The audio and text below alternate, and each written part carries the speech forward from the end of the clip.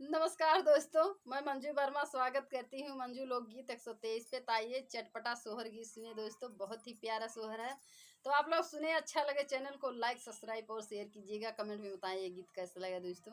नमस्कार दोस्तों, मैं नीलम लोकगीत 123 से, मेरे चैनल का नाम नीलम लोकगीत 123 है। तो एक बार सर्च करके जरूर देखें और आइए सुनते हैं चटकोर सोहर गीत। अगने में बैठी सुंदर रनिया तो 16 होसी नर की है, 16 होसी नर की हो। सखिया सुंदर के पेटवा पीराने सुंदर भुइया लोटाई हो। सखिया सुंदर के पेटवा पीराने सुंदर भुइया लोटाई हो।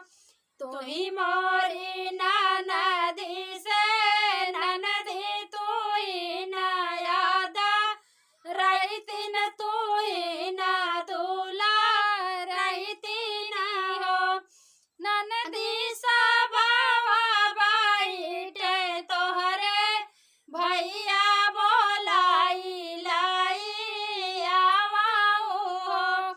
ननदी सभावा बैठे तोहरे भैया बोलाई लाई आवाऊ हो। तुही